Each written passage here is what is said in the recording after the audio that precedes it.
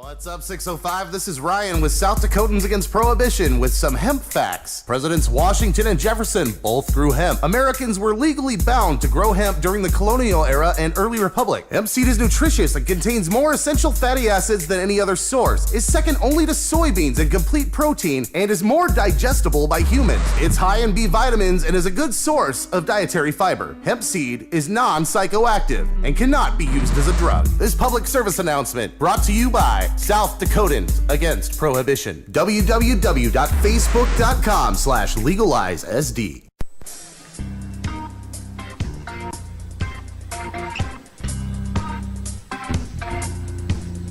All right? Y'all feel all right? All right, then put your money where your mouth is at. Act like you got the power. Make the plan and see the light. I know, yes I know, there ain't nothing gonna be right. One thing I got to say, one thing I got to do. I know, yes I know, I'm out done loving you. Well, you're driving me out of my mind. Oh, nobody, your lips is working overtime. Put your money where your mouth is. Put your money where your mouth is. Welcome back to Alive at 5. I'm your host, David Leonard, and it's my pleasure to welcome onto our program here this afternoon, Ryan Gaddy.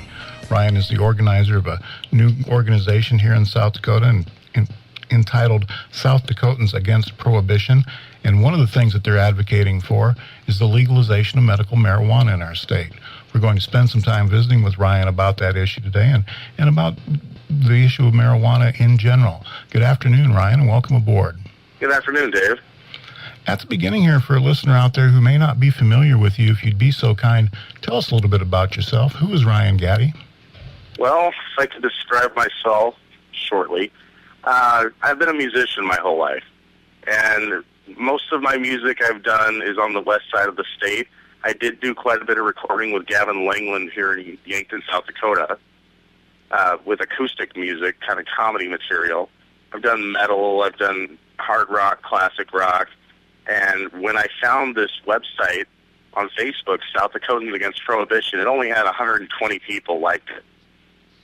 I was looking for a job, so I went and asked them if they need somebody to help with marketing and what they could pay. Well, they said, well, we're a couple of high school kids that don't really have any money. I was like, all right, well, I guess I'll donate some time. And it's taken off. In the last month or so, and we've only been up since March 3rd, so we've just crossed our month birthday. We're up over 2,600 and almost 70 likes. Let me see here. Look at the Facebook page real quick.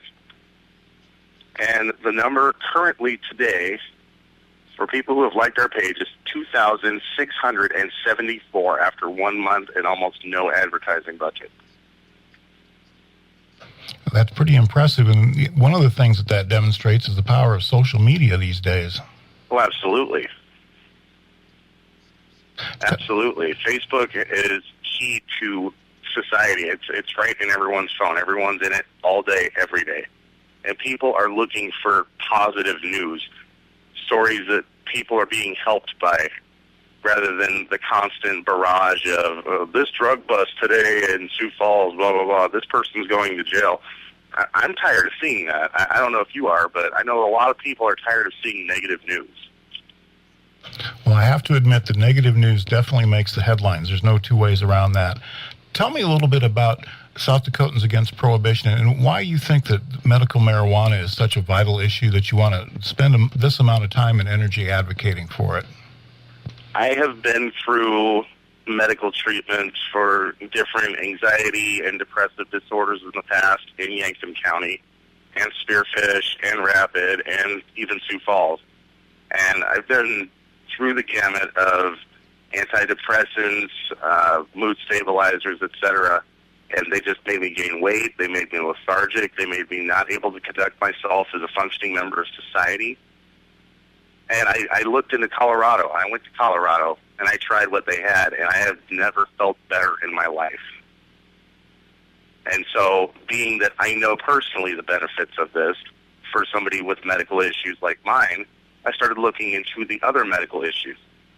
And from the publicity that came from this page, a mother came forward, Tricia Parker. She was featured on KSFY, KDLP, and Kellerland News with the story of her son, Michael, who is 18. He's lost his entire childhood to epilepsy. And it put me in tears the first time I talked to Tricia about this. It was like, I thought my life was bad with my medical situations. Michael's is far beyond anything I've ever dealt with personally. Tell us about that. Exactly what was he going through? He has petit mal seizures that those are really the light ones. And Tricia herself will tell you, the petit mals she doesn't worry so much about. It's the grand mals when he's fallen down and his arm gets dislocated and he busts his head on the wall and he's all disoriented and he wakes up after shaking for 10, 15, 20 minutes and he feels like he got run over by a truck. He's soiled himself, he's injured himself, he doesn't know what happened, and then at this point in life he knows, okay, yeah, I probably just had a seizure. But it's a continuous, ongoing thing, and he is at the point with his seizure medications that the doctors can't give him a higher dose without killing him. Tricia has looked into the Charlotte's Web oil, as have I and many of the other people with SDAP, and the studies are showing 85% of the people who have tried CBD oil like Charlotte's Web as a treatment for epilepsy have shown a drastic improvement. Now, one of the things that I can see already is someone listening to this will be thinking that, this sounds like they're drugging this boy, that they're giving him an illegal substance and that they're actually drugging him. Let's spend a little bit of time talking about that, but first I'm curious about the Charlotte's Web oil. Ryan, tell me a little bit about how this was originally developed. What do you know about that? Well, it is actually a derivative of the hemp plant. Hemp and cannabis are relative. They're basically the same thing. If you outlaw one, you outlaw the other. We will get into hemp later itself. But hemp, it is a derivative of hemp. There's a process of extracting the oil from the stalks of the plant. And it's beyond me how they actually go about doing it. There's a lot of research on our page of documentaries that show, like the Rick Simpson oil. Rick Simpson is up in Canada. He has actually pioneered the first stages of this. And then there was a dispensary grow operation in Colorado that actually named this strain after a little girl named Charlotte. And that's how it got the name that it has. In terms of medical marijuana itself, are there other medical conditions that, in your opinion, that this is efficacious for, that it's effective for? Some that I'd like to definitely highlight are PTSD. A lot of soldiers and police officers and victims of violent crime suffer from PTSD on a daily basis. It can be a very crippling condition. And you can smoke marijuana, you can eat marijuana, you can vaporize marijuana. There's so many different options that are actually better for you than smoking it, because the minute that you spark a butane lighter to marijuana, you're actually destroying a good percentage of its health value. You get more of the psychoactive effects rather than the full healing effects. So it's kind of like putting a Band-Aid on anxiety when you smoke versus vaporizing or edibles. Cancer is another one. Cancer patients going through chemotherapy have trouble keeping food down because of all the radiation and the drugs. And when you can't eat, you can't nourish your body. So your body starts to wilt. You start to die. Glaucoma, it's been a long-running joke in every movie that I've seen, like the cliche stoner comedies. Oh, I got glaucoma, and that's why. Well, there is some truth in that. It does help with glaucoma conditions. It does help with anxiety. It does help with diabetes. It does help with polyfibromyalgia rheumatica or any rheumatoid arthritis type condition. The applications medically for marijuana are so broad and wide, it's almost limitless to how many different conditions it can critically affect in a good way. We're visiting this afternoon with Ryan Gaddy. Ryan is with an organization called South Dakotans Against Prohibition. Ryan, I want to challenge you a little bit on this. You know, one of the criticisms I've heard of medical marijuana is that it's just a way for people to use as an excuse to get high, and it's a way for basically people to skirt the legal system. How do you respond to that? Well, the way I look at it is, how many people die from peanuts a year? It's about 34. How many people die from alcohol a year? That number fluxes, I guess, depending on where you live, but DUIs are a very common problem in South Dakota. Marijuana has killed nobody in history. Nobody has ever overdosed on it. And that being said, I don't believe it's on the Schedule I drug list legitimately. I think it was a grudge out of racism and propaganda funded by people who have a lot of money and not really in touch with the general population. So the smear campaigns have told you it's illegal, and this is why, for so long that it's become doctrine in society that the word pothead and stoner are just as bad as the N-bomb or any other racial slur, as far as I'm concerned. It's not something that you want to have that title on you if you're in the professional world. But there's plenty of professional people that suffer from these debilitating conditions that would be able to benefit from this, be able to go back to work and not be in pain and not be distracted. And those people that they're saying that, oh, you just want to get high. Well, OxyContin is one of the most addictive substances that comes out of every pharmacy in the country. And on the street, it has a value, I believe, of $15 to $20 per pill, depending on how strong it is. So if you're going to tell me that this is a way to circumvent the legal system, the people will circumvent the legal system. Marijuana doesn't. What about the connection between marijuana use and crime? And kind of an ancillary to that, too, the other thing that I always hear is that this is really a gateway drug. What do you think? What do you think about those ideas? Really, the biggest gateway drug on the planet is mother's milk. It starts with mother's milk, and then you get into stuff later in life like Kool-Aid, and then you have some Pepsi and some Mountain Dew, and then you might sneak your dad's beer or have a cigarette. And there's so many other stages that are gateway drugs before you'd even ever come in contact with marijuana. And the reason that they say that is because a lot of drug dealers that carry marijuana also carry methamphetamine and cocaine and other things. And they might be doing it at the table when you stop by to pick something up. You ask a question, they're like, try it out. Well, the difference between marijuana and cocaine or meth or heroin is marijuana is not addictive in the way those are. If you do meth one time, more than likely you're going to be back within 3 days for more. If marijuana, you do it one time, you could probably go years again without ever thinking about trying it again, unless it really did something good for you. Then you would want to talk to your doctor about getting a recommendation to get a card, but we have to change the laws first. Let's talk a little bit about that. What have you been doing in terms of I guess, bringing this to the attention of people that can actually change the laws? That would be our state legislators.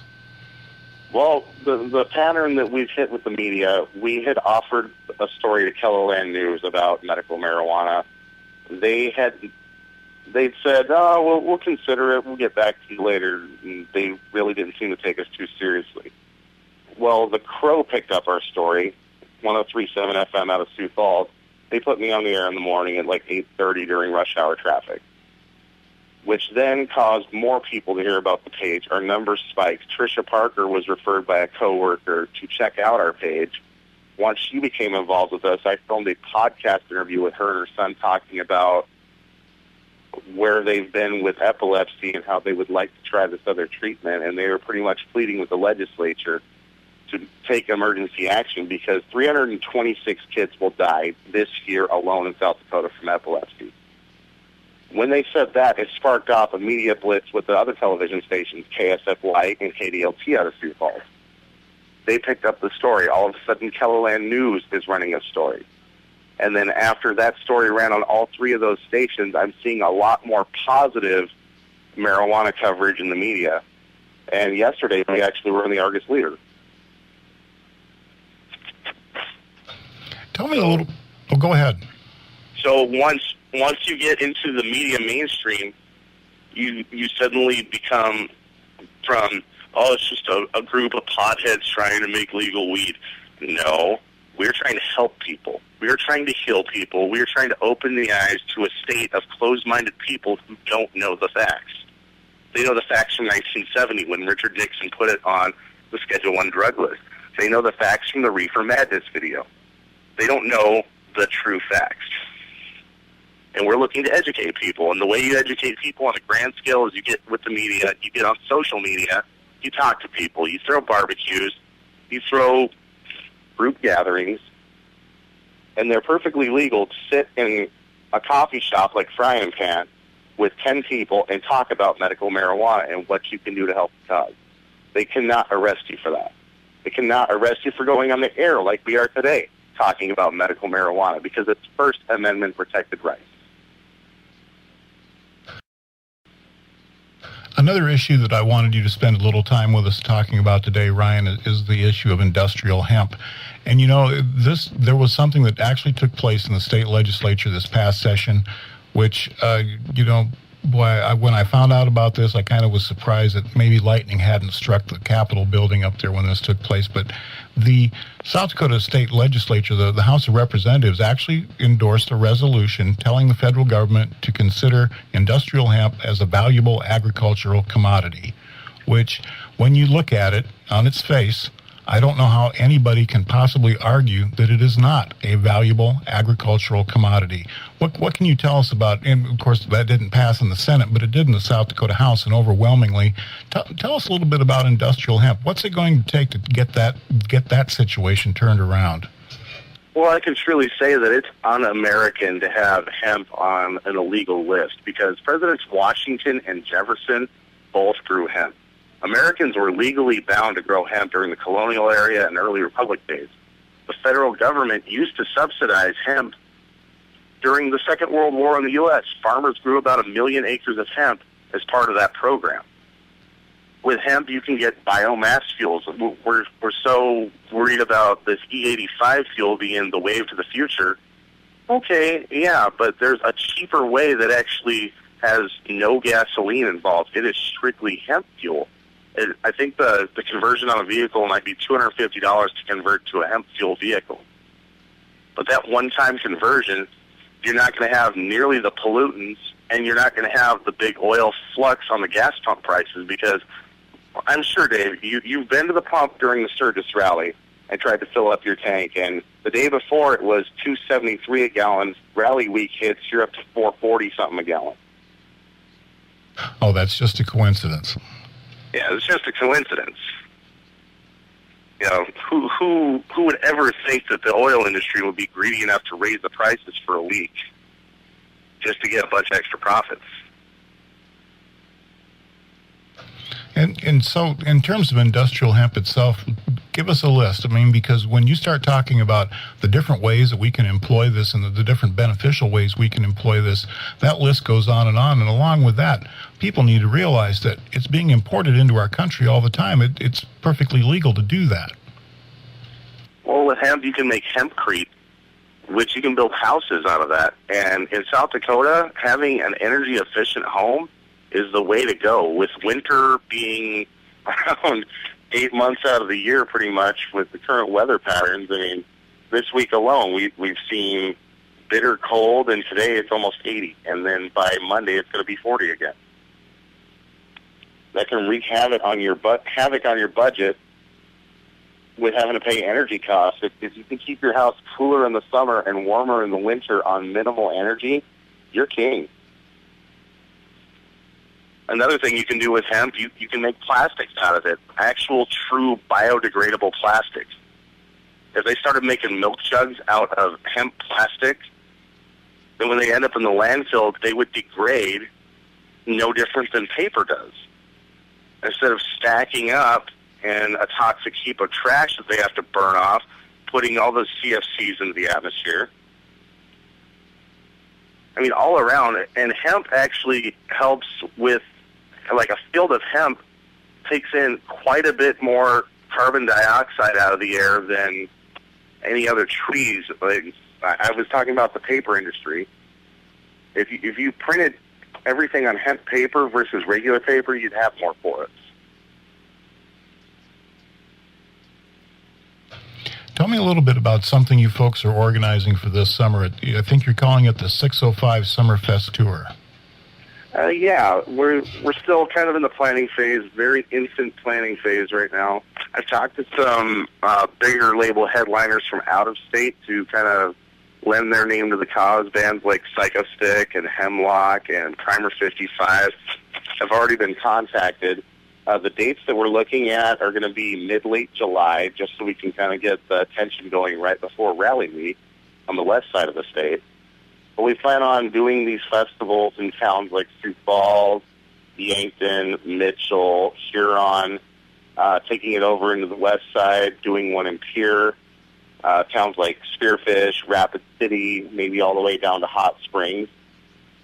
Just take maybe 3 weeks and go around the state playing music and doing barbecues, getting people registered to vote, getting people talking, bringing the community together to really come to a consensus on what medical marijuana truly means and all of the benefit it can do for the taxes, for the health, and for the environment of South Dakota. Ryan, it's been an interesting conversation with you here today, and I knew it would be. If we have a listener out there that would like to know more about South Dakotans Against Prohibition, how can they go about getting that? You can Google South Dakotans Against Prohibition, or the URL directly is facebook.com/legalizesd. Don't look up Legalize South Dakota expecting to find us. That's a different page, and they're actually working very closely with us. If you want to check them out, feel free. But our URL is facebook.com/legalizesd. There you will find medical documentaries, you will find community discussions, you'll find people coming together. There's a lot of humor in this page, there's a lot of fact in this page. Because we are assembling a group of people that want either medical, they want recreational, they want industrial hemp. It's an entire community, so you get a little piece of everyone's view in this. Just because you happen to see a more recreational style comedy post doesn't mean that we're not serious. We are deathly serious. Ryan, it's been a pleasure. Health is the most paramount issue on the planet to anyone, no matter how much money you make. I don't think anybody can argue with that. Ryan, it's been a pleasure having you on the program here today, and I want to thank you for spending some time with us. Well, thank you. That's Ryan Gaddy of South Dakotans Against Prohibition joining us here this afternoon on Alive at 5. Keep it tuned right here to Yankton's home team, AM 1450 KYNT, and we'll be right back after this.